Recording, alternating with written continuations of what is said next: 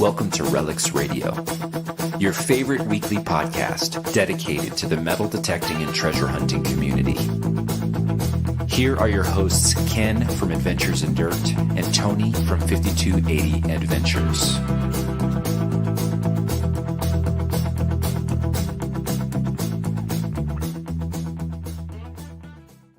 Bwam, bwam, bwam. Boy, it's that last little notes that they hit on that intro music that it always like tells me it's RELICS Radio time, right? It's like bwam, bwam, bwam. How crazy is that? Hey, everyone, let's welcome my co-host. You know him.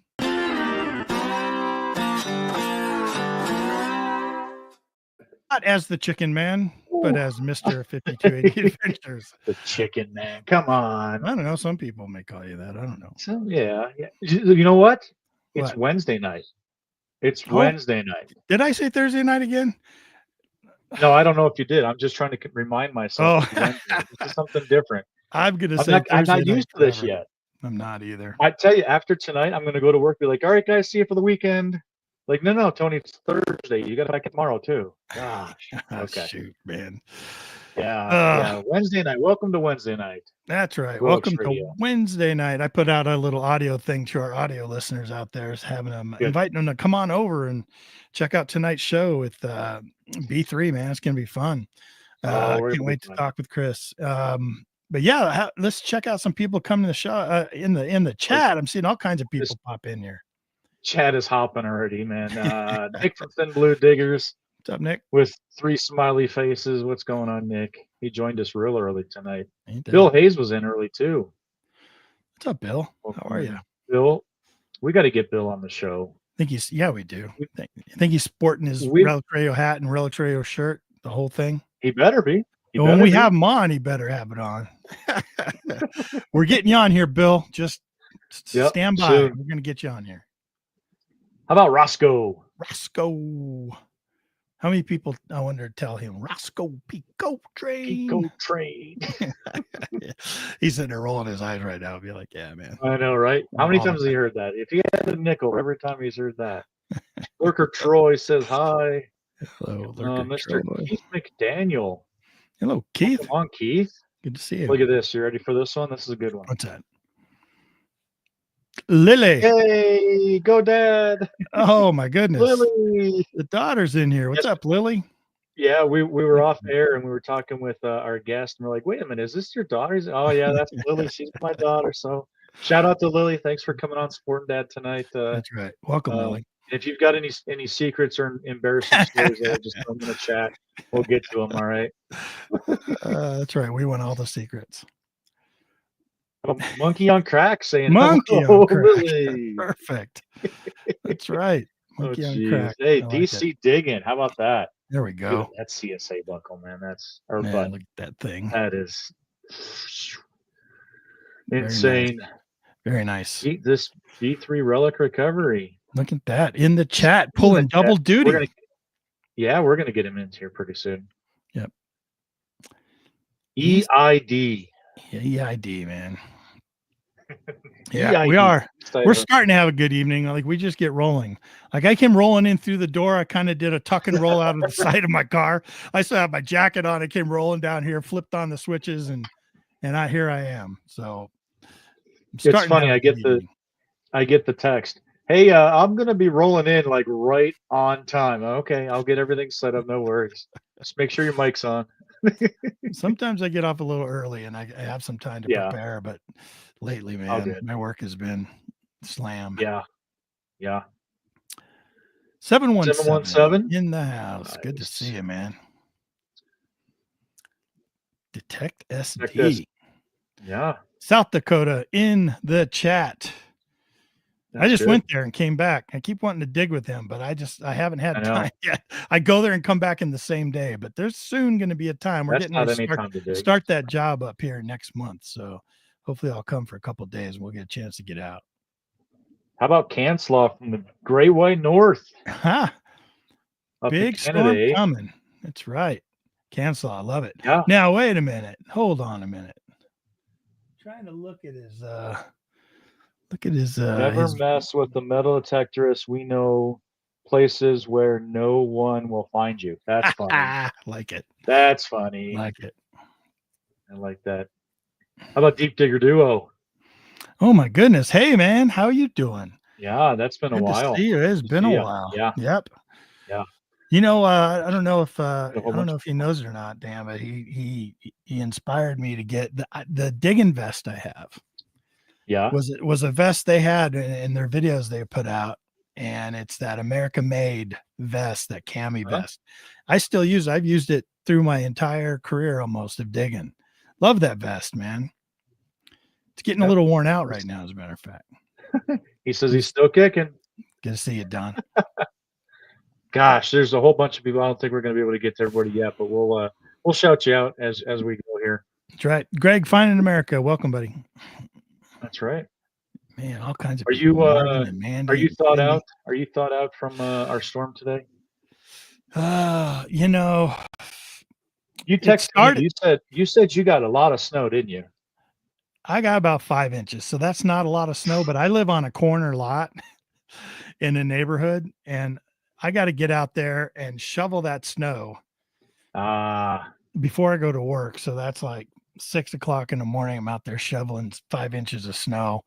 I do have a snow blower, but it's just at 5 inches, it's just not worth getting it out and, getting it all, put together and ready to go. So I'm out there shoveling. Got another pro candidate checking in. Look at that. Liz, digging Canuck. What's up, Liz? Good to see you. Nice. Yeah, welcome everybody. Well, let's talk about Rush to the Rockies real quick. Well, I want to get over to our guest, and actually, I want to mention real quick, guys. We're doing a couple giveaways tonight. So if you're joining us early, you'll be eligible. You got to be in the chat here, but you'll be, one of the first ones to get in on this giveaway, and then we'll be doing another giveaway later on in the show. So stick around, and we'll let you know what you need to do. But Ken, let's talk about Rush to the Rockies real quick. Yeah, Rush to the Rockies 2025. We're calling it Rush to the Rockies Rendezvous 2025. It's happening this year, May 30th through June 1st. So that's a Friday, Saturday, and Sunday. 5 hunts over 2 days. So Friday's kind of a registration. Come in, get to know everyone, see everything, get your bearings about you. And then Saturday and Sunday, 5 hunts going on. And if you've ever been to a Rush to the Rockies hunt, you know a couple of things. 1, extremely well organized. 2, more than 100% goes into the ground. And everyone always says, Ken, how could that possibly be? Here's what happens. We run the hunt usually off of club funds. Eureka Treasure Hunters Club puts this on. They're one of the best treasure hunters clubs, detecting clubs in the nation. They've been around since 1973. They have about 150 members. They're going strong, a great club, and they have funds that they can help run this hunt. They also have funds where they can go buy additional coins and all kinds of different stuff. Matter of fact, we're already buying coins, and we just opened up registration. So we already have coins to put out there. So all the entry fees that come in go towards buying coins and trinkets and whatever else we're putting into the ground and putting them out there. It's going to be a great 3 days. Lots more to come on that. We are constantly adding things, lots of support from our manufacturers that support us every year. Love them for taking care of us. There's so many hunts out there these days. These manufacturers have got to be just inundated with, come support our hunt. But I'll tell you what, the manufacturers that support our hunt have been doing it every time we have a hunt, and they've just stood up and stepped up. So we appreciate them.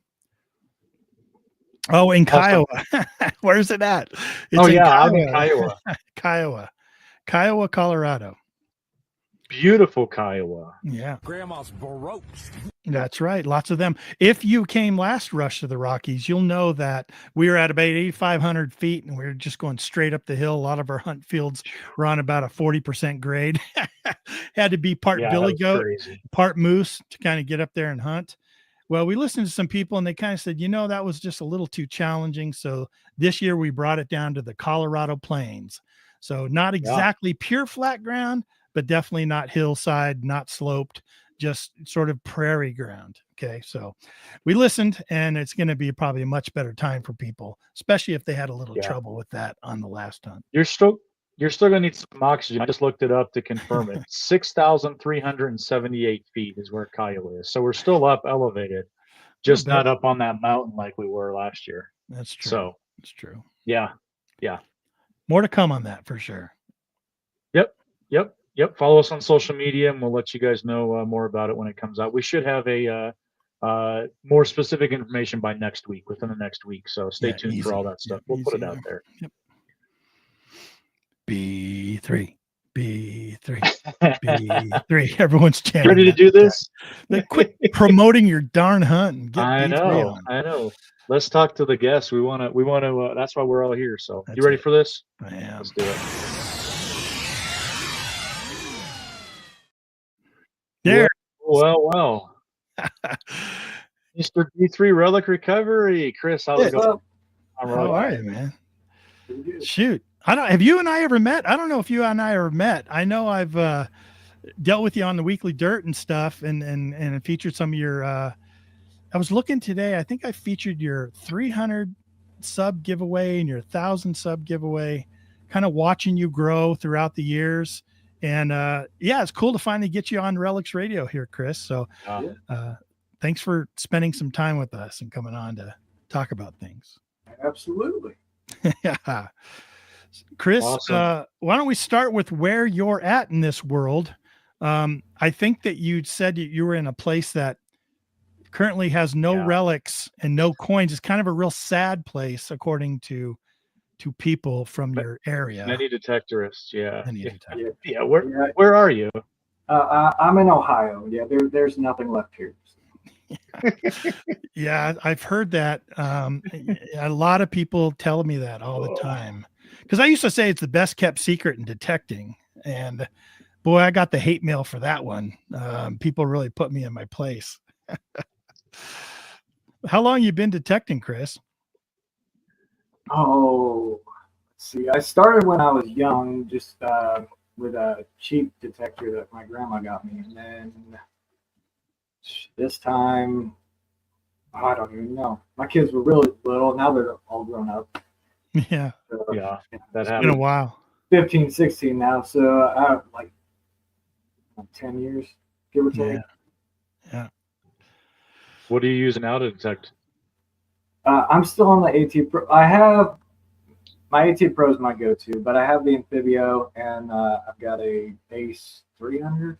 I think that's been on the wall forever. But the Amphibio and the AT Pro, but my AT Pro is my everyday. Yeah. You get to know it, right? And you're just like, man, I can tell the dates of those coins with that thing. Oh, yeah, exactly. You know what I mean? Great machine. Yeah. It really changed a lot of detecting like that, and it's been strong for many, many years. I went from the Ace 250 up at the Pro, and man, it changed the whole world. And that thing's so strong. It's a great machine, great US machine, great Garrett product. So you can't beat any Garrett's, right? I have a whole bunch of them on the wall back here. I got 3 of them over there, actually. Yeah. So your grandmother got you. Like why? Did she hear you talking about interest in it, or did she say this would be a great thing to get you out of the house? And I don't even know why she got me. Probably just to get me out of the house. Dude. Like here, get out of the house. Was your interest in the treasure or history or kind of one or the other? When I was little, it was treasure for sure, but now it's definitely the history. I'm all about. I love going into old houses or going into museums and just taking it all in. Yeah, Tony and I talk about that all the time, and a lot of our guests too. Like, I had no interest in history, zero. Didn't ever have a teacher that made me, inspired me to be interested in it. Never did. And then, man, as soon as I got a detector, my world changed. Like, because now I wanted to do all kinds of research as to, and it's like that with you too, Chris. Like once you got into it and the bug really bit you, did you just start doing a ton of research? Like what kind of things were around me here, right? Yep. You do. You get like that. You just start doing research. You're like, where was the circus? Like, where were the bars at? Where were the churches at? Where were the schools? And shoot, you can go down a rabbit hole. Yeah. Big time. Do you have any, go ahead. I was just going to say, how about when you first started out and stuff, What was that relic that just got you hooked? It's probably my first Indian head penny. That just as soon as I got that, I'm like, yep, let's go. Yeah. Yeah. If there's that, there's more. And if Yep. there's more, there's other stuff, right? Do you still have it? I do. Yeah. Yeah. Yeah. That's awesome. Actually, I in a case in my relic cabinet. Yeah. Did you know other people around you that were metal detecting? Like, were you able to, are you a solo metal detector, or do you hook up with people? Yeah. Well, for the most part, I'm by myself, but we do have a group called PG5. It's myself, Ed from Flash in Your Pan, Jersey Ray Diggs, Nailed It Detecting, and Ohio Metal Maven. Ah. Yeah, Jersey Ray posted. Yeah, look at that. She said, team, hashtag team PG5. Look at that. PG5. That's right. Does that stand for something? It does. Are you able to say? I don't know if I'm allowed to say. Did we discuss? Am I allowed to say? We'll get it out of you eventually. It stands for the Poop Group 5 because we all poop in the woods. So I got you. Oh, nice. Perfect. That's right. Bring your own TP. That's awesome. Yeah. That's awesome. That's awesome. We did have a question early on when you came on. Bill Hayes wants to know kind of what part of Ohio. Ohio's a big state with a lot of history. Whereabouts are you? Ish. I'm on the west central north-ish area. See, if you were from Michigan, you would just do that. No, we don't. No, we don't mention the M word. We don't mention the D word or the M word. Oh, that's right. That's sacrilegious. I'm sorry. Are you close to Ed then? Yeah. He's out there. He's about out 20, that way. 20 minutes from me. Oh, shoot. That's nice. That's cool. I've never met Ed. Talked to him a bazillion times, but never. Had him on the show quite a few. Yeah. Never met him. On the show, but never in person. Always want to. So do you get out and do gold prospecting, Chris? Sometimes I like to do that. Ed got me into that. I've been to Flash Bash several times, and then got my dredge there, for my sluice there, and I got 3 sluices there. But yeah, he's had me over to the shed and showed me all his buckets of nothing. He's got nothing also. And, no, he's got nothing. There's nothing there. Nothing else. Don't even go. A couple pans of loose dirt, but that's about it. Yep. Yeah. That's another thing that bites you, right? Like you get a little color in your pan and you're like, I've got 10 sluices now, about 18 pans. I got, a magnifying, I got classifiers, a sluice sucker, or a crevice sucker. Well, when you first start, everything that glitters in there, you're like, is that gold? Is that gold? Is that? They're like, no, not that. I'm like, oh. Right. Look what I got. No, that's nothing. That's a garnet. Yeah, crap. Oh, that's fool's gold. Oh. That's awesome. Yeah, Ken and I have been out here in Colorado. We went a couple times together and stuff. And the first time we went out, it had to have been 5, 6, 7 years ago or something. I took my son. If you guys have been watching 5280 Adventures for a while, my son used to be on the channel all the time, Caden. We took him out. I got him all of my crap piled inside this backpack with all these buckets, and we're hiking down to the river, to the creek here. He was our mule. Like, yeah, all right, Caden, turn around, put the pack on, grab those buckets, let's go. Ken and I are just kind of, heading down the hill, and he's dragging everything behind him. He's like, I don't know if I like this. Yeah, right. Reason why we brought you along, dude. Start shoveling buckets full of loads of heavy dirt. That's hard work. It is. That's hard work. Not as easy as metal detecting, that's for sure. Yeah. You got a whole bunch of flex and any pickers in your collection? Nothing that I found, but I've got some from other people that sent me down. Yeah. Are there gold producing rivers and stuff near you? There are. Or do you guys have to travel quite a bit to get into some gold? We've most of the stuff that we go find is on the east side. Yeah. Ohio. Gotcha. Yeah. I thought every time I talked to Ed, it sounded like he traveled, to go get into water and stuff. So yeah, they have some here, but it's really fine. It's that really fine flower gold that it takes a lot to accumulate. So basically you're just going to get the excitement of a little bit of color, Yeah. There's no gold in New Jersey. Oh yeah. Yeah. See, you tell me that. Tell me that, Yeah. Rachel, and then I think, Yeah. I'm thinking that's where we're going first. That's where we need to go. I know how this chat goes. That's right. They're throwing you off the scent all the time. So you got Nice. that first Indian head, Penny, and then, did you start off as, like, when you started, like, how did you learn what to do, where to go? Did you watch videos? Like, did you ask a friend? I started watching YouTube. The first person that got me into it was Addicted to Bleeps. Yeah. Yeah. Great channel. And that was hilarious. And then I moved on from there. Then, let's see, after that, I started watching Quarter Hoarder. Yeah. And great from channel. there, it just took off. Yeah. Right. So were you chasing? So people are either looking for coins, looking for relics, or looking for jewelry and gold in the parks and stuff like that. Like, did you have a specific thing you went after, or it was sort of like, hey, wherever I can go, I can find something. And if I'm going to a park, I can find this. If I'm going to a field, I can find this.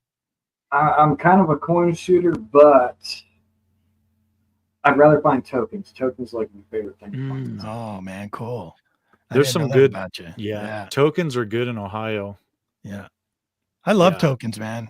Some people don't like them. I could find sales tax tokens all day long, like, and then the occasional merchant. I could find merchant tokens all day long. We've got the sales tax tokens because of being the 30s and things like that. In Ohio, you guys will have the Civil War tokens. Yeah. Civil War era tokens. Yeah. You found any of those, Chris? No. I found one good luck token, and it was weird because the day I found it in a field, in a farm field, and the day I found it was the same day that my mom's friend bought the building that token went to. Oh, no kidding. Oh, what? That's a story.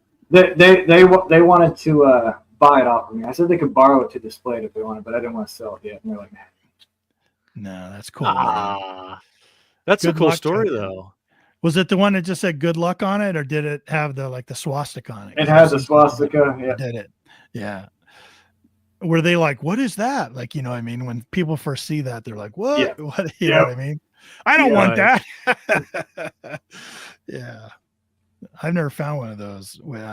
Found a number of tokens, but usually around here in the West, right? Because we don't go back very far, right? 1850s, maybe at the earliest.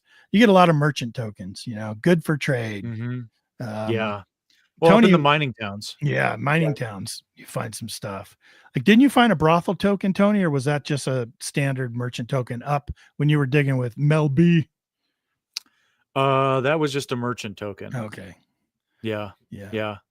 I know we started talking about brothel tokens and saying you can find them sometime. And I think it was good for 5 cents in trade.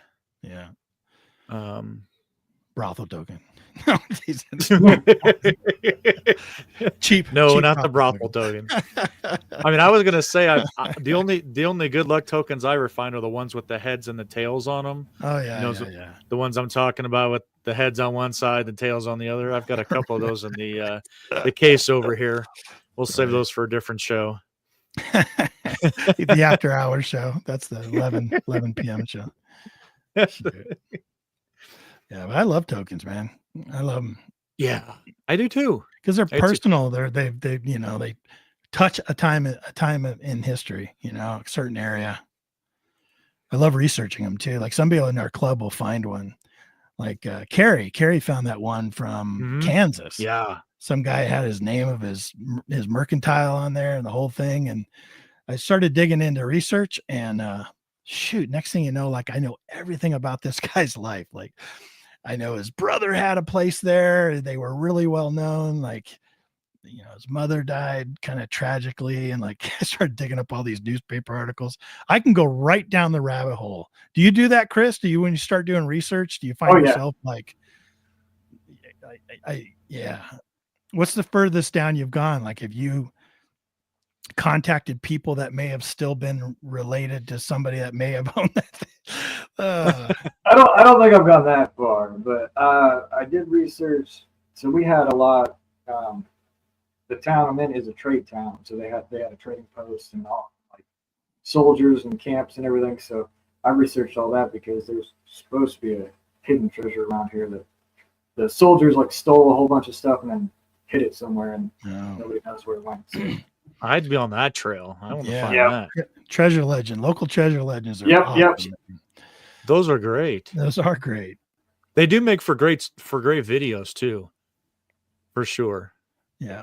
People are interested in that kind of thing. You know, everybody knows about, you know, specific battles and areas and things like that, but a local legend, you know, lore, those kind of different things, they really can draw people in. Because if you haven't heard about it, you know, like, oh my gosh, you know, that's such an interesting thing. And then you get other people to go down the rabbit hole. They start doing the research and things like that. So yeah, absolutely. Yeah. We, Tony and I have been lucky enough that we kind of touched one. It wasn't a treasure legend. It was a legend, historic legend from around here. And there's conflicting reports, but Tony and I have actually touched it, and we pretty sure we've found this location that was talked about a lot. And we don't want to say too much, but it was just like, that's it. That's the place, you know, that's exactly where it was. And so then some other stuff happened there. So now we've been trying to find out some evidence of some other stuff, and we have found some other evidence. Just it's always cool when you kind of get on a place like that where you're just like, wow, this is the actual place where they were talking about, you know. What Kentucky said, never heard of a treasure or hoard in Kentucky. Never. Yeah, right. Never. Never. I think I watched an expose on that.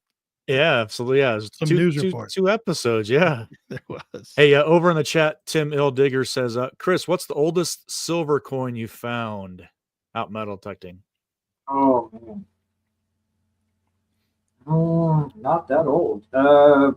Yeah, probably. You found seated? No, I haven't. I think like probably just a 40-something quarter. Just Washington. I haven't found a Merc yet. That's my white whale. Really? Yeah. Oh, we were going to ask you about that. Yep. M.A. Lyman sent me a white whale box a long time ago, and it's still closed. I still don't know what's in there because I haven't found that Merc. Oh man. Oh really? You haven't opened it? From Mike Lyman, you said? Yep. Yeah, another good guy. He said, what is it? I said, it's a Merc. And then as soon as I said it, I said, I screwed myself. I'm never finding a Merc now. Yeah. Well, Ken, you said get what is it? Dig that beep. Which one?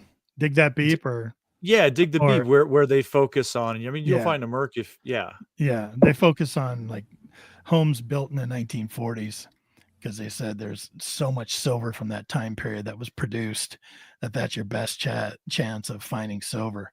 And if they're not digging silver within like 10 minutes of them going to property, they split, they go to somewhere else. They play the numbers, you know. And if you ever watch their channel, man, they find so much silver, it's ridiculous. A Merc has a special place in my detecting history. So Tony and I met each other on a forums. You know, we didn't know each other at all. We just, you know, had screen names and everything. And it was like, hey, I'm in Colorado. Hey, I'm in Colorado. Found out we were about an hour and a half apart. He's down south, I'm up north. So we make a decision. Hey, we're going to get together and dig together, see what each one is about and all that stuff. So I invite him up to a park and I had just started detecting. Like I hadn't been detecting hardly at all. I had this little $50 metal detector or something like that. And I invite Tony up and we go hit this park. And I don't know how many. Old park. It was an old park. Oh yeah. Old park. Been around since the beginning of the town. So 1870s really. He's been around. So, and they've used this park for like like wagon races and the circus used to come there and all kinds of stuff, but it's built up. You know what I mean? They've built it up over the years. So you usually only find modern rings and watches and stuff like that, jewelry. I end up finding a Mercury dime. And Tony just about come unglued. He's like, that's it. I'm done detecting with you. First time we'd ever been detecting together. And I tell you, he pulls that.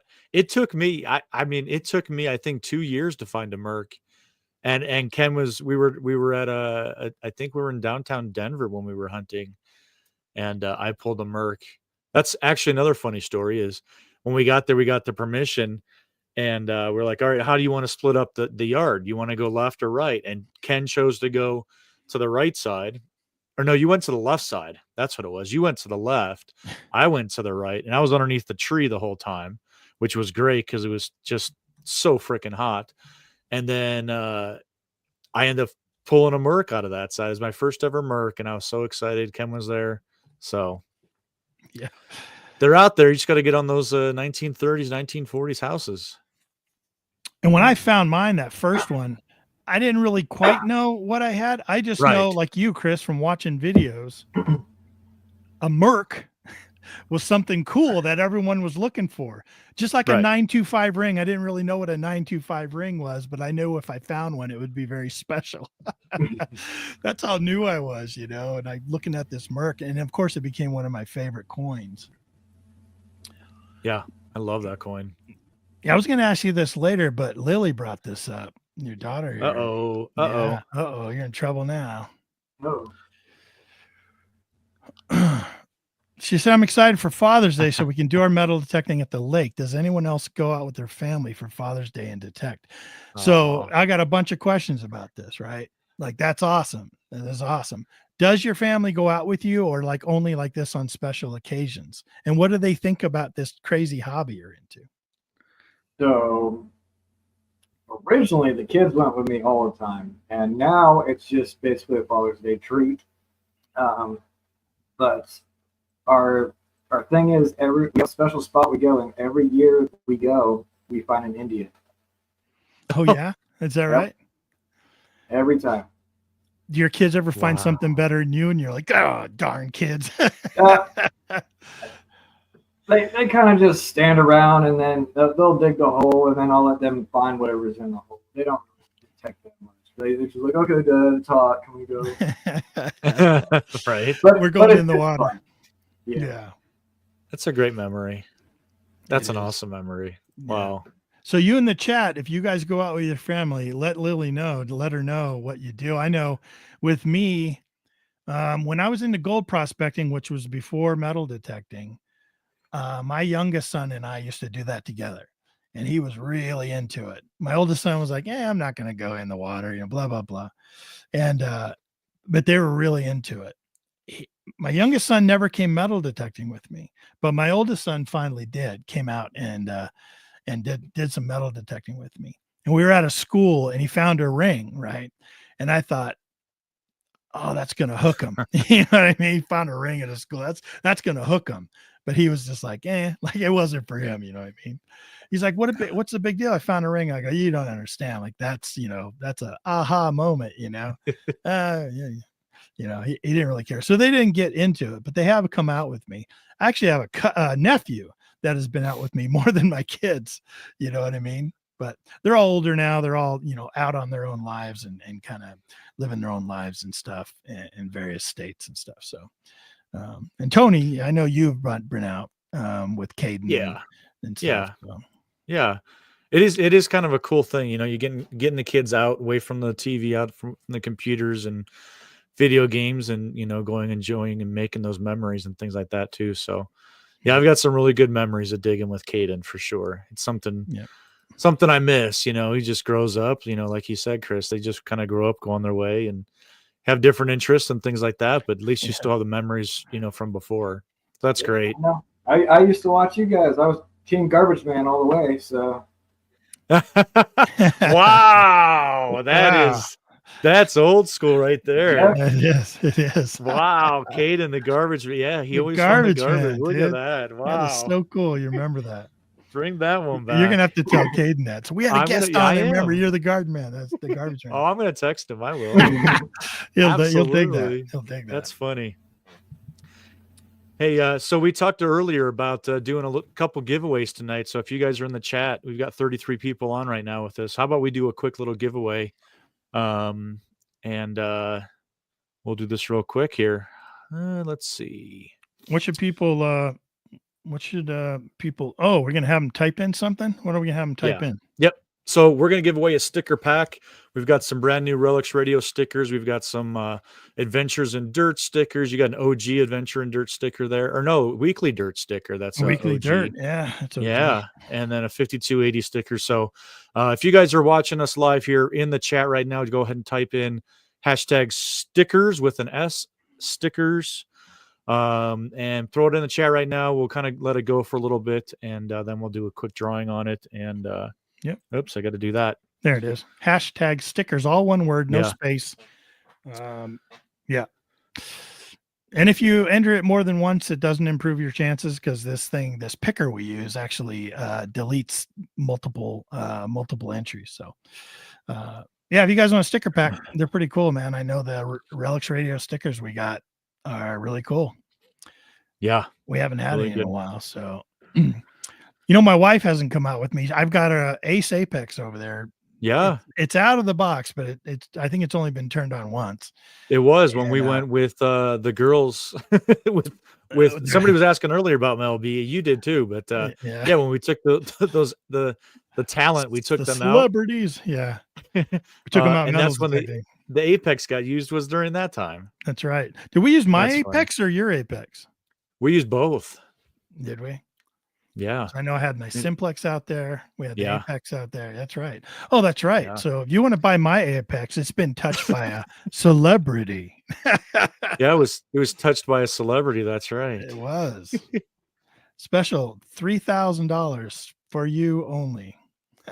That's it. Hey, if you're just joining us, hashtag stickers in the chat, no spaces, all one word for your chance to win a sticker pack. Tony's got them in hand. Look at this. Go ahead and send them out. Slickers. We got slickers. We got sneakers. We got sticklers. Oh, that's funny. Cindy, good to see you. Cindy's in here. 5 Mile Relic Hunter. Good to see you. Welcome, everyone. Ill Digger. Howdy. I was talking about you earlier. Don't worry. It wasn't bad. Dave Crookshank. Right. Full Metal Diggers. Dave's in the house. Good to see you, Dave. Everyone popping in for this thing. Marvin. How about hashtag celebrity detector. That's right. Hashtag Mel B touch this. Oh, come on now. Hashtag who is Emily Atack? Yeah, really. Never heard of her. No. Awesome. Hashtag UK celebrities. Let's go a couple more seconds here, and then we'll do a quick drawing. We got 34 people in chat, but we only have 18 entries, guys. Hashtag stickers. Get in there quick. Hashtag Snickers. Stickers. Snickers. So funny. Yeah. And then after this, stick around. We are going to do another big giveaway. I think it's a big giveaway. Little giveaway later on from B3. So stick around. Don't leave. We'll talk a little bit more with Chris from B3 Relic Recovery. That's right. All right. Let's call this. Let's draw the stickers real quick. 3. Get it in. 2. 1. Go ahead, bud. All right. That's it, guys. All right. So let's do the drawing. Here we go. Good luck, everyone. And the big wiener is. Dun, dun, dun, Kentucky. Heavy metal detectors in Kentucky. Good job, man. Oh, did we mention we're going to put a gold nugget in with the stickers? No, I'm teasing. No, we sure did.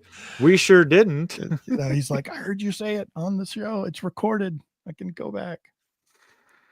Hey, heavy metal detectors, send your address information over to DK at adventuresindirt.com, and we'll get that sent over to you. Awesome. Yep. DK at adventuresindirt.com. Here, I'll put it in the chat here too. All right. What do you want to? So you said one of your white whales was a Merc. A Merc. What else you got on your list? What's not a white whale, but what's on your bucket list, man? Well, I'll tell you this story. There was a house right down from where I worked. It's old. It had a tile roof. It was fenced off, and nobody lived there forever. I passed this for years going, I want to detect that house. Someone bought it finally. And I'm like, I'm going to go ask them. And I kept putting it off. Then in one of the local metal detecting pages on Facebook, I saw a guy standing in front of that house holding a Morgan dollar. And he was like 5 feet off the front porch. Oh, you wouldn't have missed it. Like, oh man. Yeah. Dang. So a Morgan dollar. That's that would be crazy. I have found a Kennedy $50, but I don't think I've ever found, because it was Eisenhower dollars, and then going backwards, obviously. So, man, to find a Morgan, that'd be crazy. It would be. Can you imagine? It'd be crazy to find a Walker. Like, I haven't even found a Walker, you know what I mean? Yeah. And something like that. I think a silver quarter is about the biggest I've found. And just crazy, you just never know. You got to hunt places where they'll be, but even that, you don't know. Like, you're lucky enough to find a gold coin, and where it was, like, we didn't really think there'd be any kind of possibility, because back then, if you dropped a gold coin, if you were a soldier or something, you were paid with gold coins, you dropped one, you're probably going to go find it, but you just never know. I'm still waiting for the day I hit this big signal. I'm so tuned into never finding one. I don't know if I would dig that signal. Like, it's going to hit right up there in my scale. And I'm like, oh man, deep can. I'm not going to dig that. Deep can, aluminum can. That. Sitting there, Morgan, right underneath, 2 inches under the dirt, probably. Oh man, that's rough. That'd be incredible. That would be absolutely incredible for sure. Yeah. Do you dig? Nick said he's found 2 halves and both of them were seated. How about that? Oh my god. Not even cool. Yeah, you should just give up. You should just, you know what? I'll tell you one thing. I bet he found them in Ohio. It was in Ohio. It had to be in Ohio. Nick, you're not doing very well for these Ohio people. You don't want to say all your finds, man. You're going to have people come to Ohio now. Jennifer Hipkins, good to see you. Welcome. Meryl Buston, good to see you. Welcome to the show. Seeing a lot of new names coming in here. Keith McDaniel, we said hi earlier. Thank you, man. Great. Thank you for being here. Awesome. Congratulations on the sticker pack. We'll be doing some more stuff. Keep digging. That Merc will show itself. Yes, it will. When you least expect it. Yeah. Right, Chris? Yeah. When you least expect it, that's when it's going to come. That's right. It'll end up coming when you're on a site from like the 1860s, and all of a sudden you'll get a 1935 Merc. Like, what is this doing here? That'd be my luck. Yep. Right. Yeah. It'll be that all like just like that. Yeah. That's when it'll hapen. Well, anything else on that list for you besides a Morgan? I mean, Morgan, that's pretty damn good. Anything else? Any relics that you want to find that you haven't come across? Let's see. Probably a ton. Yeah, I could go on forever because I haven't found everything I want. I haven't found any 3-ringers. I haven't found. I like a Merry Widows. Just. Oh, we were talking about that earlier. Were you? Yep. It's big bucket list item. I've never dug one. Yeah, I've never dug one. It's a unique part of history that's very identifiable, and it's just kind of a neat relic for sure. I'd love to find one of those. Yeah. Not used, of course, but just no. I just wanted to clarify that. Oh my gosh. All you weirdos out there. I could go so many different directions with that, but I'm not going to. It's Gotta let it lie. People are going, what are three Merry Widows? Why Yeah, does he want I want to really. find a used? What are you talking about? How about thimbles, man? You found any thimbles? Ooh. Oh, I'm not. No. That is something I keep looking for. Yeah. Every time I think it's a thimble, it's the top of a pencil. Oh. Yeah, right. You find those a lot, man. And there's a way you can age those top of the pencils too. I forget what they're called, something, right? Really? Aren't they called something? Yeah, like the size of them. Because Tony and I hunt schools a lot. We are looking for those old schools.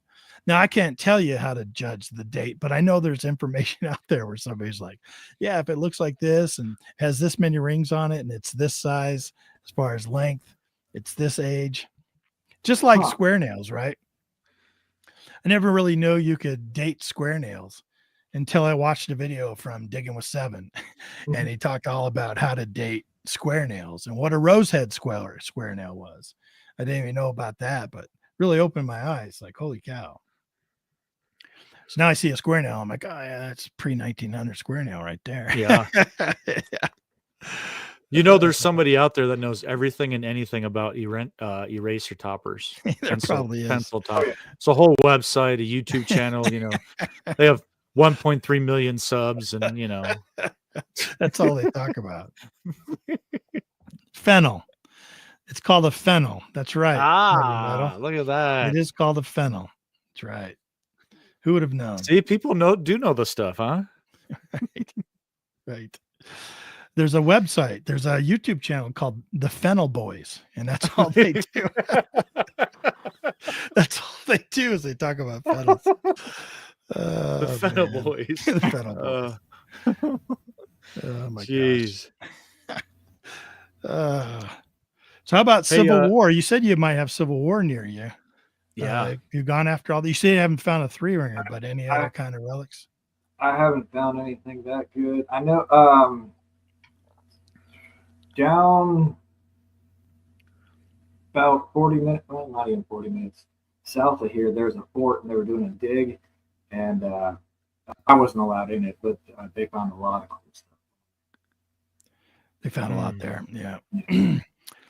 I'm always looking for like them tearing out streets and, tearing down homes in some old areas, I first go to a new neighborhood or a new town. I'm always looking, I go on Zillow, like we were talking about, Tony, and I look for the old neighborhoods, and I'm driving around just kind of looking for tore up sidewalks and stuff, because that usually shows age. And if I ever see them tearing down a house, I'm like, hello, hopefully I can catch somebody there. A lot of times there's no one around, but I'll wait for a fence to go up and then I'll go start talking to the contractor. And I'm in construction, so I'm always carrying a safety vest with me and a hard hat, Like I'll come in there. Matter of fact, they were replacing some volleyball courts in this old park in Fort Collins, this town near me. And I went over there just to take lunch from my work. And I was over there in this park, just parked, having a sandwich, nice scenery. And I saw them digging out this volleyball court. They got this orange construction fence around it. So I go over there and I'm looking in there and stuff. And I asked the guy, I said, hey, you think I can get in here? And blah, blah, blah. The people always drop stuff in volleyball courts. He's like, yeah, I don't care. I said, okay, I'll put on PPE and all that stuff. So I had to get back to work though. So he said he didn't care. I went back to work, came after work, and they were just packing up and they left. And then I came out and opened up the fence and went in there, started digging and detecting. And these guys came back to pick up this machinery. And they're like, hey, what are you doing in here? And I just waved to them. Because I was quite a ways away. And they're like, all right, cool. Yeah, have fun. Got to carry the safety vest and the hard hats with you. That's for sure. Where did you come up with the tagline? We've got a lot of ground to cover. So I see on a lot of your merchandise, you've got a lot of ground to cover. That just came out of me one day, and I went, I like that. I'm going to use it from now on. Yeah, I love it. I've seen it on a sweatshirt and all your merch. Yeah, he's got a merchandise site on Bonfire over there, and we're going to put the link in the chat. You guys can go there and check it out. He's got all kinds of stuff, man. Shirts and mugs and just all kinds of stuff. And it's really cool. He's got a lot of American flags and stuff. And we've got a lot of ground to cover. I like it too. I really did. I was like, man, I should get me some shirts that say that, or some hoodie or something. Mm-hmm. It'd be cool. Absolutely.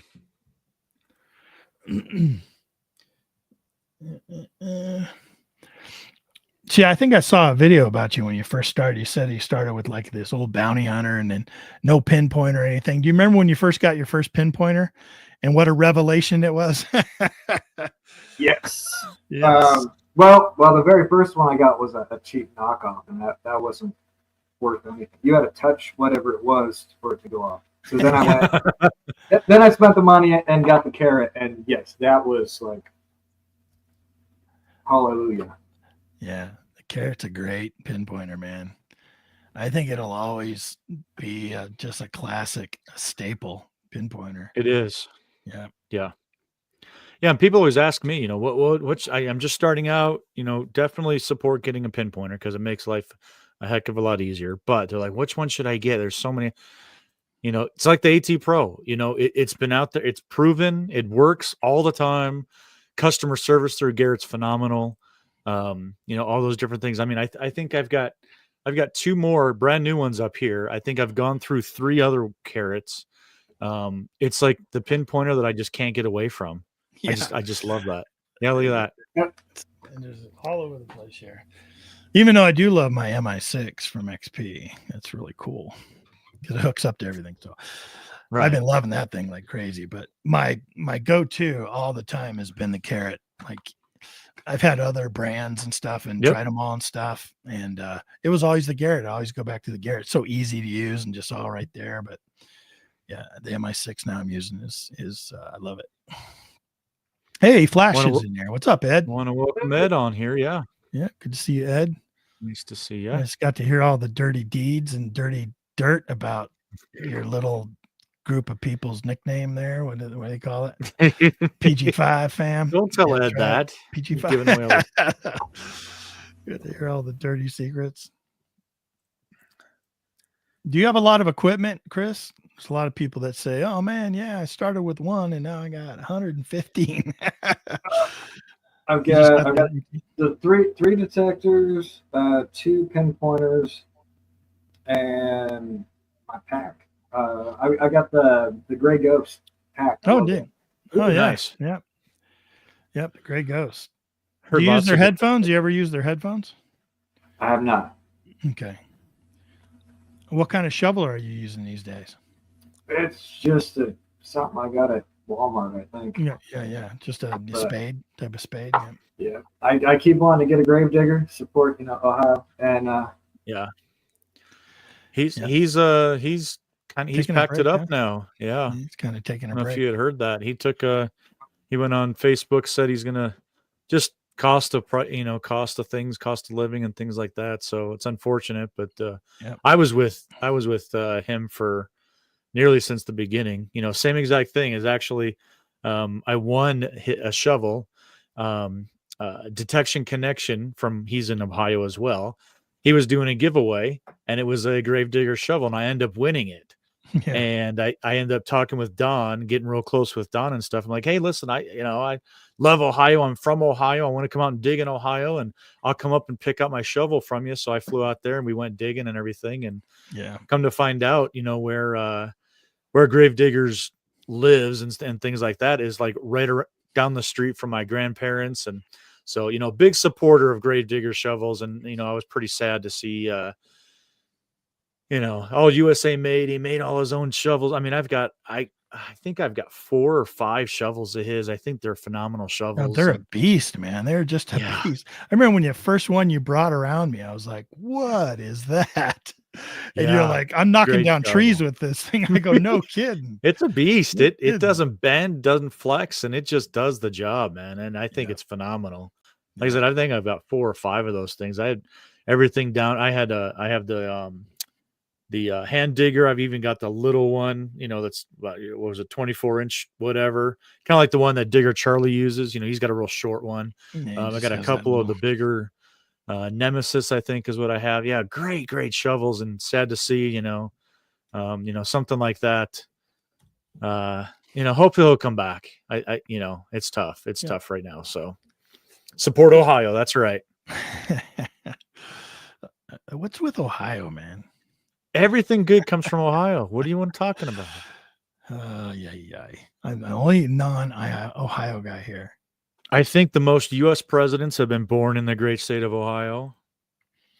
It's funny. My wife is now fed up with me because we'll be watching NFL. I'll be watching like Jacksonville against Green Bay or something like that, right? You know, two teams that I don't even much follow. And some guy will make a huge hit. I'll say, hey, you know where he went to college? My wife's like, Ohio State. Yep. Sure did. How do you know this, Tony? I just know. Where else would he come from to make that kind of hit? Come on. When I grew up, college ball wasn't very big at all. You know, just wasn't a thing. Like people knew about it. I guess you had the fans of it, but it's not like, you know, places like Ohio and stuff where like college is everything, and Texas college is everything. That other state that starts with an M, college is everything. You know, but where I grew up, it wasn't like that. It was high school football, college football, man. Football's good in Ohio. Yeah. Chris, any place you want to dig? Oh, like you know, you get your wish, you can go dig anywhere. You guys, anything you would like? Yeah, man, that'd be cool to go there and dig. I don't know. I've been asked that before. Just anywhere really. Anywhere new. Anywhere new. Yeah. That's a great answer. Yeah. I'm the same way. It's like, man, you know, I have a friend call me or something. They're like, hey man, come check out this permission of mine. I'm like, not because like what I might find at this new permission, but it's just someplace new. I'm like, cool, man. You know, Cindy in the chat. I think when I was Cindy, it was about like, she took me to a place I'd never been before, and it was beautiful. Like I spent more time looking around at the scenery and just appreciating where I was than digging, really, you know. We're going to change gears here. Let's talk about something I didn't know anything about here. I'm on Facebook. Here's a little backstory. I'm on Facebook, just kind of scrolling around, and I see this book that's on Facebook, and the name connected to it is B3 Relic Recovery. I'm like, what? I had no idea. And come to find out, it's the second book. And so I have to go back and research. And I messaged Ken. I'm like, Ken, did you know that Chris has this series out of books talking about metal detecting and like just that whole genre and how it even goes down a different path and stuff? He's like, no. I said, well, let's get him on. So tell us a little about this book series that you've got going on. Yeah, like how'd it come about? Like what? Like were you always a writer? Like somebody just doesn't come out to be a writer. You know what I mean? There usually has to be some backstory. I don't know. I've always been into like poetry and stuff like that. One of the places I detect is a place called Bloody Bridge, and there's a story behind it, and that's basically what this is based on. So I took that and metal detecting, and the original idea was I was going to make it different locations throughout the U.S. that have stories like Bloody Bridge, and this metal detectorist, he finds objects, and then there's spirits attached to the objects, and then he's got to help them like cross over and figure out their unfinished business. So that was the premise of the beginning, but that's not where it led me. It evolved, huh? Yeah, it evolved. Yeah. So the first book is pretty much that about Bloody Bridge, but builds the storyline so you get an idea, and it kind of like takes you from reality into the paranormal, and then a little bit into the fantasy world. And then the second book picks up from the fantasy and just goes straight to Harry Potter at that point. Goes like, Harry Potter. It's very, yeah. That's cool. That's the second book. Yep. There's different realms and different creatures, and you know, there's gnomes and imps and so I'm always interested in the process. Like anybody that does that. I mean, I got so many book ideas in me, and the process is what gets me all the time. Like, so you had this idea for a book, you want to write about Bloody Bridge, like you start down. How long did it take you to get something? I mean, there's a lot of like reviews and edits, and stuff, right? Or it's well, okay. So the first book, I didn't edit that much. I just kind of just made it and put it on the shelf, see what happens. And it was pretty much just for me anyway. And then if someone liked it, I was like, oh, we'll get there. But it also has layers. So the way I write, there's like a story, but then there's like layers. So if you read it and think about stuff, there's going to be like so many things built into the story that you're like, oh my gosh, this.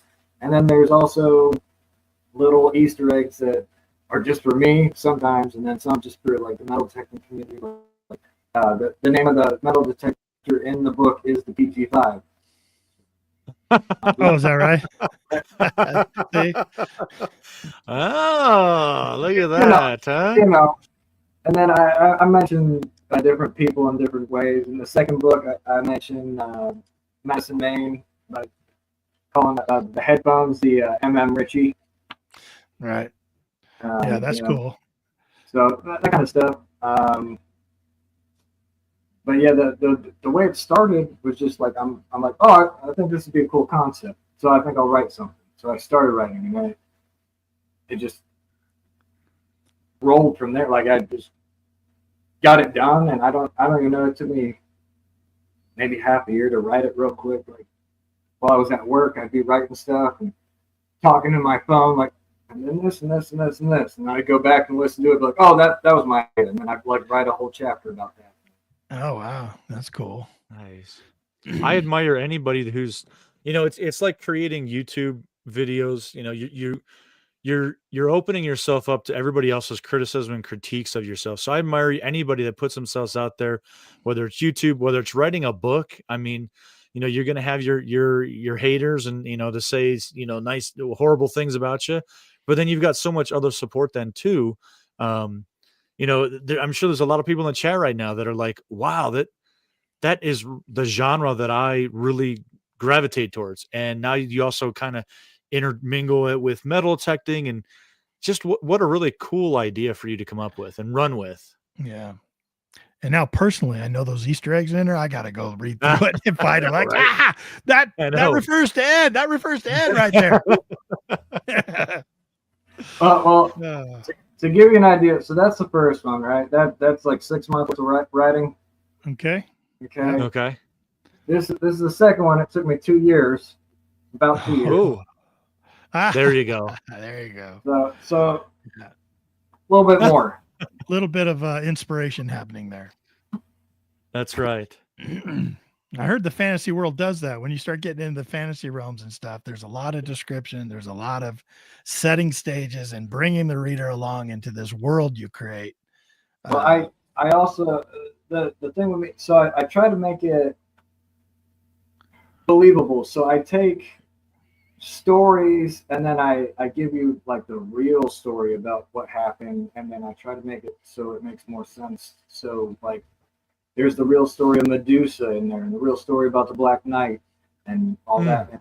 It's just, I don't know, my head just went with it, and I got done. And at one point I'd stopped writing for a minute, came back a couple months later, and I was listening to it. I had it like reading it back to me, and I was listening, and I got like into it. I'm like, that's really cool. Oh wait, I wrote that. I forgot. Yeah. Well, that's cool, right? Oh my gosh, I couldn't imagine that happening where I'm just like, wait a minute, I wrote that. Boy, that had to be like a light bulb moment where you're like, wow, that's good, man. I really like that. People are gonna dig that, Man. That's really cool.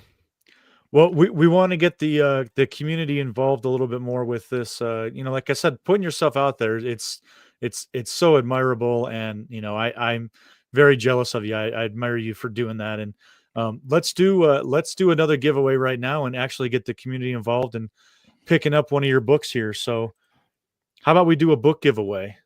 Nope, that wasn't it. Strike. Take two. Here we go. All right. Everybody in the chat that's listening right now live with us, type in the chat here, hashtag book giveaway. And if you're the winner, you can choose between book number 1 or book number 2, and we'll get you taken care of so you guys can read all about this incredible adventure. I'm actually going to pick them up, to be honest with you. Yeah. So Hashtag book giveaway, all one word, no spaces. Yep. And just put it in there. You can put it in more than once, but it's only going to pick one comment from you. It'll eliminate. Yep, duplicates. we're rolling. Look at that. Yeah, Nice. it's coming. Here come people. Good. Excellent. Yeah, like Tony said, if you win, you'll be able to choose book 1 or book 2. Just let us know which one you want. And that would be great. Very, very cool. People are rolling in. I've always wanted to write books. Like I said, yes, Chris, I got books. I got books in me. I got movies, screenplays in me, all that stuff.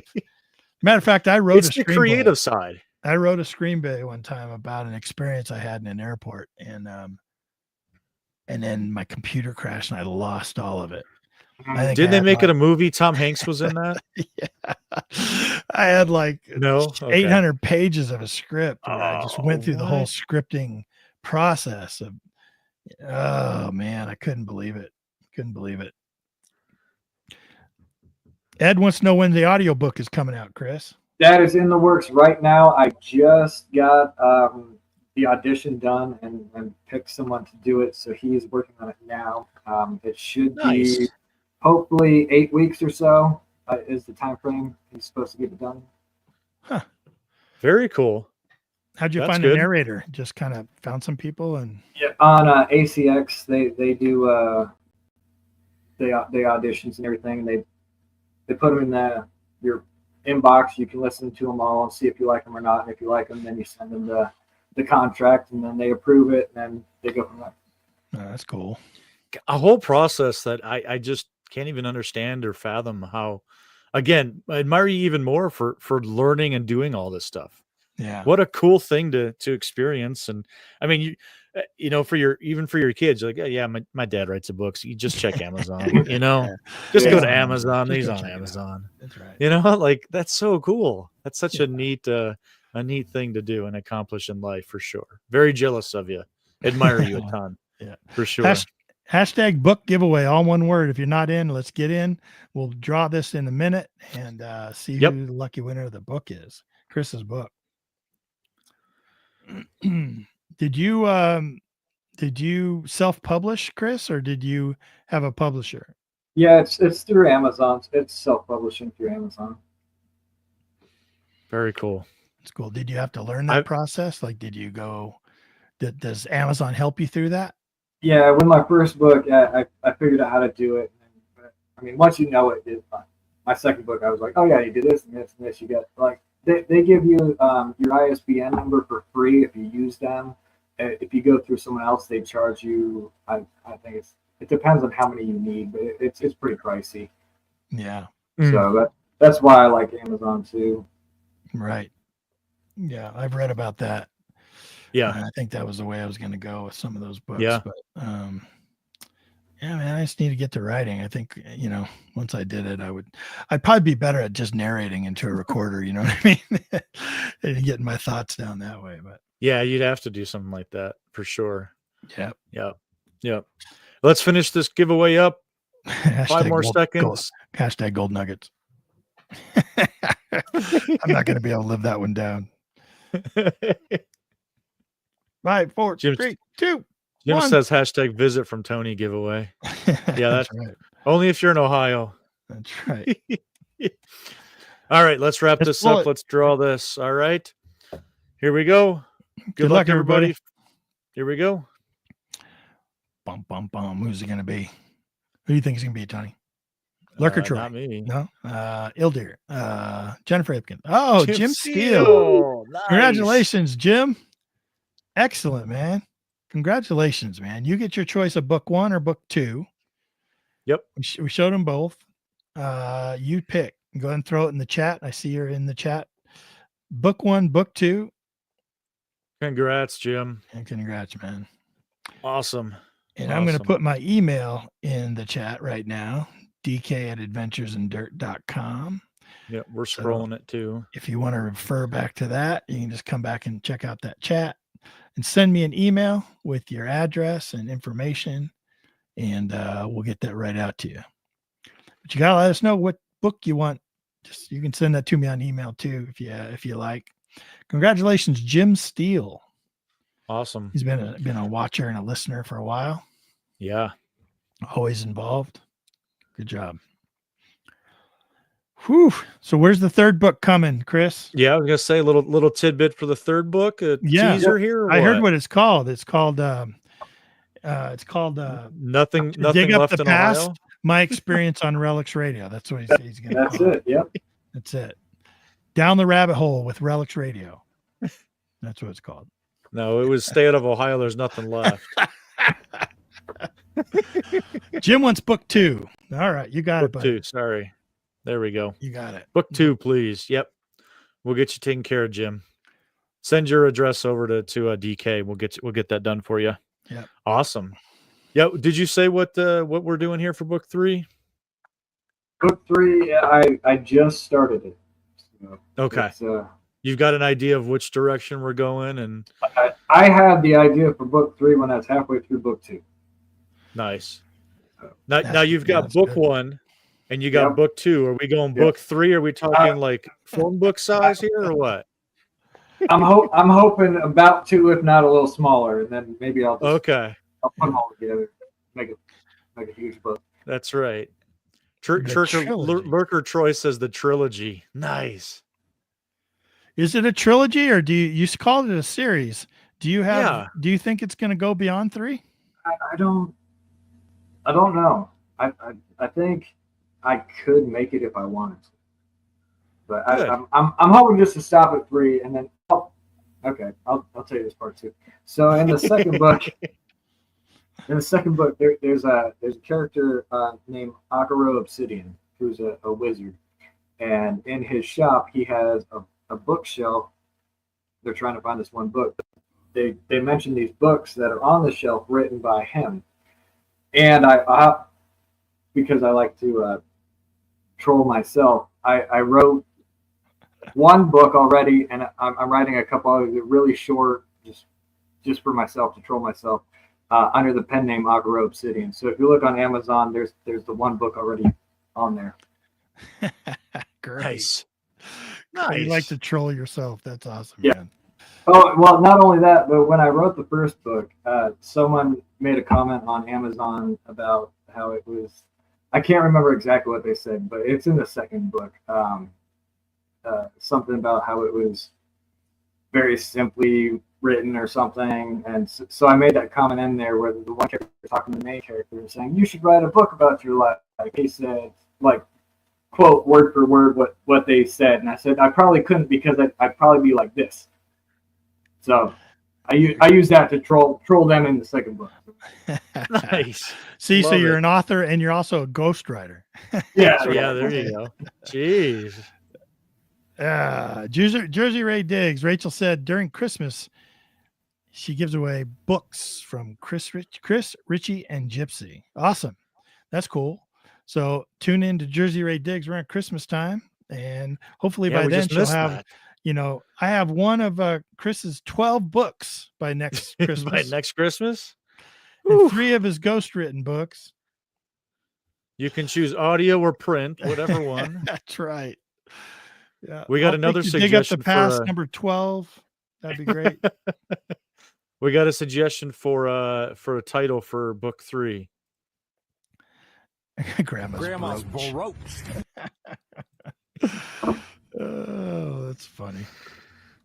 There you go. Oh, look at that. Oh, hey, he's got Grandma's brooch sitting right there. Now we're looking at some relics. Look at that. You got anything else you want to show us sitting near you? Okay. You got Grandpa's suspender clip? Oh, Grandpa's stogie? Lost it. Here's one of my favorites. Oh, hey. What is that? Did we know what it is? George Washington? It's a George looks like Washington. But on the other side. Oh, what in the world? Oh, yeah. What was his name? Native American. That's an Indian motorcycle key fob. Oh, whoa. Indian motorcycle key fob from an old Indian. Oh. Do you know what year it's from? Is there a year on there? It just says 1901 to 1932. Oh, wow. Very cool. Do you ride, Chris? I do not. I had a motorcycle a long time ago, but I don't ride anymore. Yeah. Did you have an Indian? No, I had a Honda Magna 700. There you go. That's kind of like an Indian, only different. I saw these guys are drive these old Indians, and they got the shifter on the side of the side of the bike, and a big old like slot machine handle shifting those things. Pretty cool, man. Pretty cool. That's a cool relic. I'm trying to look it up and find it because that was really interesting. I'm not seeing anything. Yeah, cool. I found one that they had displayed somewhere, and I was like, yeah, that's the same thing I have, but that doesn't tell me anything. Right. Yeah. That's cool. Hold that brooch up again. I want to see that thing again. Yeah, that's beautiful. Look at that. Is Look it a at the sash clamp on buckle? that. Show me the other side. Huh. Man, that's cool. That'd be so cool when you pull that out. The detail on it is amazing. Wow. Yeah, that one caught me off guard. Wow. You ever see that video from Greg at Finding America where he found all those sash buckles? No, you got to check it out, man. Go over to his channel and check that out sometime. Absolutely great. Do you have that in video, Chris, on your YouTube channel? I have that one in a short, I think. In a short. Yeah. Gotcha. How are shorts treating you? How do you like making those shorts? They actually work out pretty well because most of the time I don't plan on going out, and then when I do, I find something. I'm like, oh, good thing I got that one video. Like, right. Yeah, when you don't have a whole video put together, like, I just throw out a short for this one find. Right. You try to make it as exciting as like, I found a Mickey's Big Mouth bottle cap. And that's an old bottle, so I'm going to try and make what I can out of it. It was Jason Corderorder that always told me. He said, you don't always have to find the good stuff, Ken, but you got to make what you find interesting. Right. Yeah, because you're not always going to find the most interesting things, but you got to make what you find interesting. I'm like, how do you do that? How do you do that, Jason? He said, watch my videos. You got it. He does. Make it interesting. It's like, it's an olive spoon, The one time he found an olive spoon, and I talked to him later about it, and he was like, I don't know what this is, and I'm in the background watching this video, go, it's an olive spoon. So I start typing in the comments, it's an olive spoon. And he's like, I just don't know what it is, So I sent him a message. I'm like, dude, have you found out what that is yet? It's an olive spoon. He goes, oh yeah, I knew what it was. You got to engage the audience and get them to kind of interact. So there you go. Now you made it interesting. It was beautiful. It was pretty cool, man. Nice. Is there anybody out there like YouTube or otherwise that you would just love to corroborate with or go out and dig with? Just think you'd have a good time? Who's out there? Well, Quarter Hoarder, you guys. Oh, hey. Well, thank you. The check is in the mail. Thank you. Thanks. Appreciate that, Chris. No problem. Yeah, Quarter Hoarder would be fun, wouldn't he? Yep, he was the first sticker on my machine. Actually, I think he might have started the sticker movement. I feel like back in the day. Yes, he did. I remember that. That was a good time with those stickers. He's like, I only have like 20 of these, so if you guys want one, I guess. And then it just exploded. It was like exploded. Oh my gosh. 200 more. Yeah. It was crazy. That's how I met Jason. I met Jason through a sticker giveaway. Yeah. Because he asked people like to make some kind of video with it. And I went like crazy on it and made some like special effect video with it, giving me power through my arm and stuff.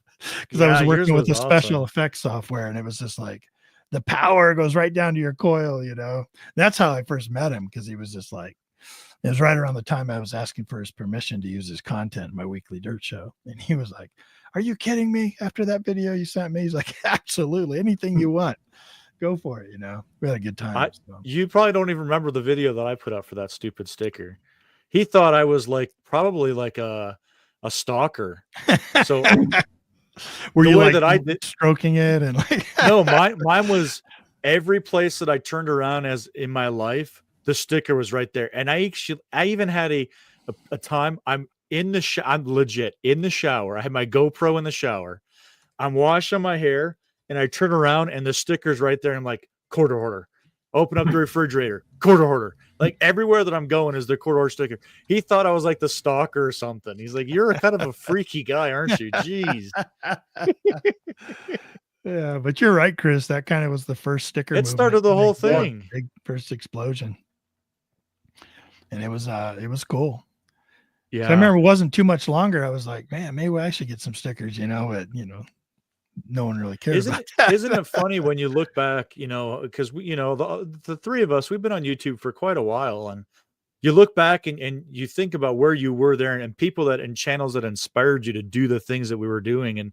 And now it feels like, we're kind of taking over that baton, and now we're inspiring all these other new YouTubers that are coming out there. And it's quite a humbling experience. But man, I remember just looking up to these YouTubers going, oh my gosh, quarter order, he's got a sticker. I want a sticker. Right. I actually put it on my, I think it's still on my AT Pro, as a matter of fact. I'm almost positive it is. It's still on my AT Pro. It's on my T2 back there. I put it in the cuff at the bottom of the cuff. It's on my AT. Yep. Yeah, is it on your AT? Oh, that's funny. Yeah, I remember the first YouTuber that really caught my attention. Well, it was because we were in his forums, Tony. It was Hunter GT. Yep. Like that Hunter guy. GT. Well, because he was from Colorado, not only metal detecting, but he was from Colorado. And for you, he did instructional videos on the machine that you had. But for me, I remember this. He inspired me to make videos because I was like, if he can do it, I can do it. And I remember they were the lamest, most ridiculous videos ever. But I was like, I'm doing this. I can document me metal detecting. And I just thought that was just such an inspiration. Yep. The Hunter GT out in California now, right? He's out in California. Yeah. Yep, he is. He doesn't do too much anymore, but man, I sure remember. Oh, he's back into it now. Doesn't he have? Has he gotten back into it?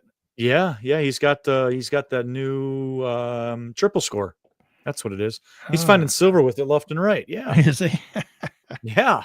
He's killing it now.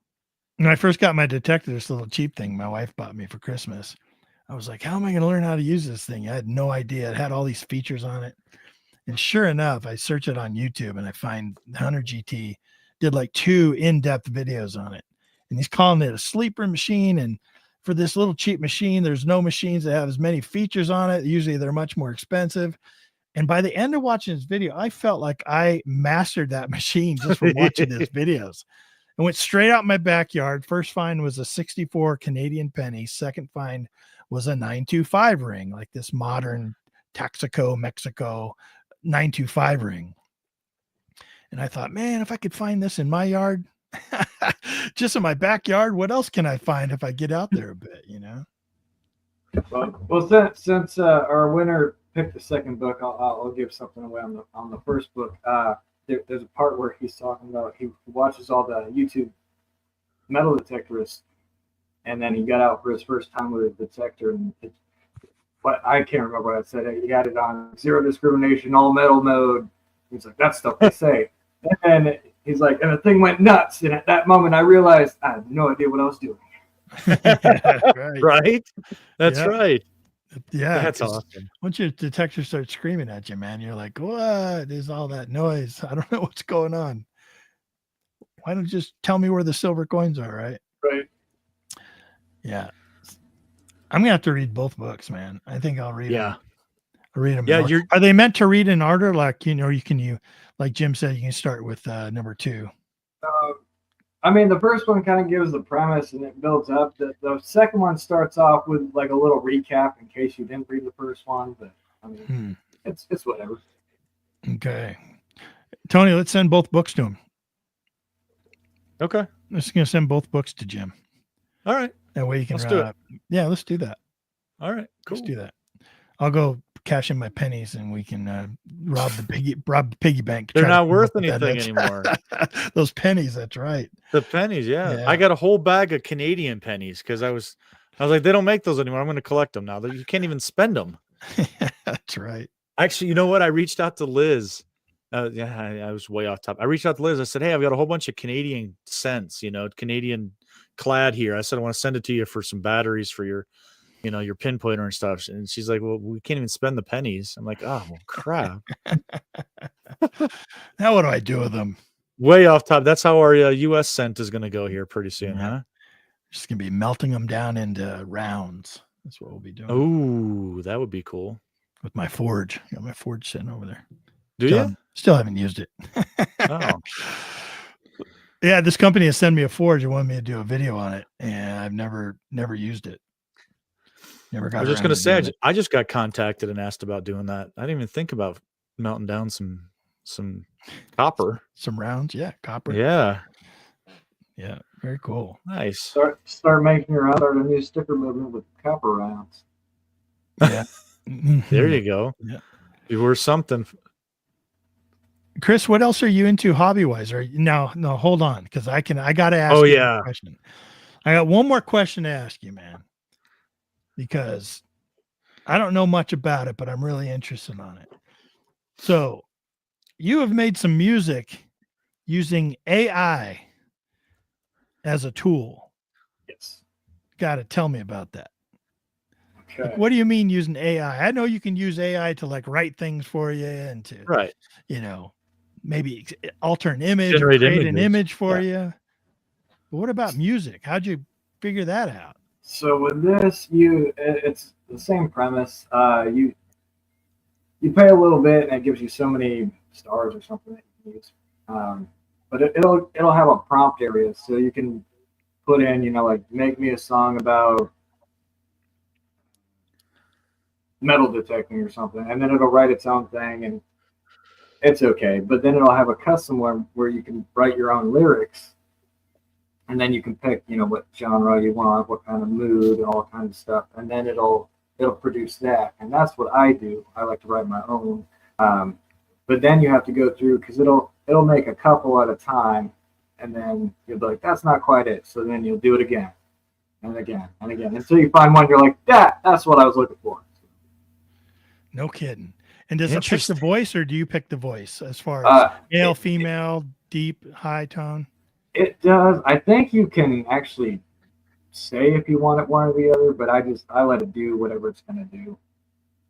That's usually the best. If I try to narrow it down, then it tries to do too much, I feel, and then it doesn't give you like the sound I'm looking for. So I'm like, just this, or if sometimes I'll say, like a melancholy kind of tone, just because I want it to be more of a slower kind of sounding song. But other than that, I'm like, do what you're going to do.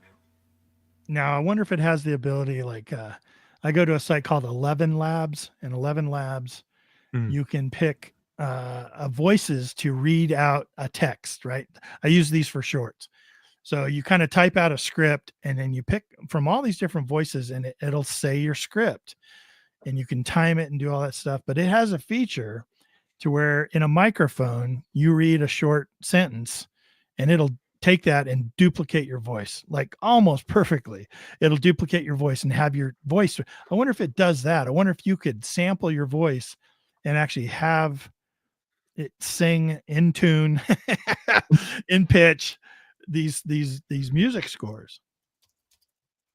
They probably have one out there. I don't know if the one I use does that, but I know there's stuff like you were talking about that I've used before, but not music related. So there's probably something out there. Interesting, man. AI creating music. I know I've been trying AI for generating some thumbnails and some background pictures and things like that. And I just wrote in the chat there, it's the future if it can be figured out. But right now, it has no idea what a metal detector looks like for some reason. It cannot figure this. And I'm even specific. You figure. I know. Yep, I've done that too. If you type in MindLab Manicore, you figure it would look back and see all these pictures of what a MindLab Manicore looks like, and it comes up with like this circular thing on a stick over here, and then they've got a box and then a backpack that's connected. I'm like, you guys are ridiculous. Yeah. They all think it's a space gadget, like almost every time. That's what it looks like. It looks like some kind of space tool. Yeah, I'm looking for rocks on Mars or something. It's like, dear Lord, people. Yeah. It's supposed to be the future and the smartest thing out there, right? It has not tough. learned what a metal detector is. Jeez. That is true. And my second book, I did put some pictures in, and I used AI to make all the pictures. And yeah, I tried to do a metal detector, and they won. They couldn't figure it out. Well, good. It's not just me that is having that same issue. I've tried multiple services, and none of them can figure it out. Yeah, Jersey Ray said the same thing. Here's Ed says it can't even come up with a damn gold pan. It always looks like showing a frying pan. Yeah. Yep. You got to say bread pan and make it round and flare the edges. No. Oh, geez. My son told me about the AI music. He's like, he's a big fan of this one guy. That's all he does. Like he goes, Dad, I'm this biggest fan of this one guy, and all he does is make AI music. I'm like, what do you mean AI music? He's like, man, you're getting old. I was like, yeah, I'm getting old. What is AI music? Are you kidding me? AI's making music now? And he was playing some of it, and it was really done well. It was like, man, that guy didn't make any of it. And he goes, well, he knows how to do the prompts, and he's still putting things together and the topics. And I was like, wow, man. Interesting. That's crazy. Well, hey, Chris, man, you've been a great guest. Thank you so much for spending time with us and coming on RELICS Radio. I've been watching you for a long time, and seeing that you wrote these books now, I can't wait to kind of go check them out. I think you're a really cool guy. And, the fact that you get into it with your family and that they were here supporting you tonight, that's really special. Anything you want to say, kind of signing off, and we're going to put you down in the green room again. Tony and I will close out the show, and then we'll kind of say our goodbyes off the air. Anything you want to say, as sort of parting words, besides we've got a lot of ground to cover? Well, that's about it. I just thank you guys for having me on. Yeah, we appreciate giving us our time. We know that it's taken away from family and stuff. So it was great to kind of get to know you a little bit, hear about your history here in the detecting world, and how you sort of came to start writing these books. And yeah, man, I'll keep checking out your channel. If you guys want to go over his YouTube channel, I put the link in the chat. You can do that and go check out some of that AI music he created. I was listening to it today. It's pretty cool. We also have links up and down for his how to get his books over on Amazon, and his merchandise page and stuff. So just scroll back in the chat. You'll be able to see all that. But Chris, thanks, man. Tony, anything to add to it? Nope. Appreciate you coming on and doing a giveaway with us and just spending the time, man. I appreciate it tons. I've been following you forever, and glad we got to catch up tonight. So absolutely cool. All right, man. Wait down in the green room. We'll get right back to you after we close out. Thanks, man. Okay. Thanks, Chris. That was cool. Awesome. Right. Great guy. I just want it so well-rounded. You know what I mean? Just neat that it's, how the three of us can connect with metal detecting, but he's also a writer, in music side, poet, all those kind of things. It's just so cool to get to know the people, that we wouldn't normally get to meet and share, experiences with, all surrounded by the metal detecting community. I think it's fantastic. And, great guy, man, great guy. And actually I do want to say, and I won't say too much, but he's going up for surgery here pretty soon, and I want to wish him a speedy recovery. Yeah. So I'll be checking in with him, make sure he's doing well after that for sure. Yeah. I'm sure he'll do well. Yeah. And we'll just wish him luck. Lily, take care of him out there. That's right. Make sure you take care of the old man. He's gonna be fine. He's gonna be fine. Absolutely. Yep. Cool, man. So what's going on with you? What do you got going on? Just want to remind everybody over on 5280 Adventures YouTube, nearly every Sunday. It's been a couple Sundays I've taken off because of some personal reasons, but Sundays we have Are You Smarter Than a Relic Hunter, a 10-round quiz show about metal detecting, numismatics, U.S. history, and treasure hunting. So if you guys are interested in doing kind of a quiz show, it's fun. Live chat goes crazy. We got contestants on there that are all having a good time with that. So I don't have a good time. I don't get any of those questions right, man. You've won before. Well, that's just luck, man. I was just the answer is C every time. We have a really good time with that. So yeah, if everybody wants to check that out, and then in addition to that, every day there's another question comes out on YouTube. So if you're following along for a couple minutes, you can kind of test your knowledge if you're not joining us on Sunday. So check it out on 5280 Adventures. And I'll jump off here. I'll let you get to Rush to the Rockies, man. Yeah, cool. Hey, and you never know, if you reach out to Tony, maybe you become a guest on that show. You should check it out. Always looking for people for the show, for sure. Send me an email. All right, man. Thanks for a good night. See you down in the thing. Yeah, everyone, thanks for showing up tonight. Another great show with Chris. Really appreciate his time. And Tony is always just showing up and doing a great job with that. Not only that, but his trivia show on Sunday. You got to go check that out. Want to remind everyone of Rush to the Rockies Rendezvous 2025 in Kiowa, Colorado, May 30th through June 1st this year, 2025. 5 hunts over 2 days. Friday is kind of a registration day. Then Saturday and Sunday, we have 5 hunts. Kids hunt on Sunday. We always have a great kids hunt, and it's just great. You're going to head over to, if you search Rush to the Rockies, you're going to find information on it. You can go over to eurekathc.org or Eureka Treasure Hunters Club and find out more information over there, or drop me a line. I'd be happy to talk to you about it, walk you through everything that's going on over there. I can take another half hour to tell you everything we got planned. But thanks for coming tonight. You can find me anywhere at adventuresindirt, and I'm all over social media.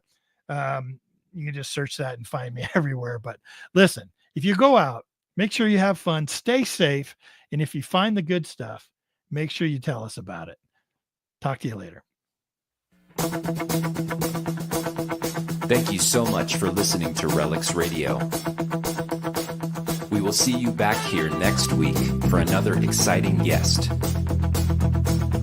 Until then, get out and dig it all.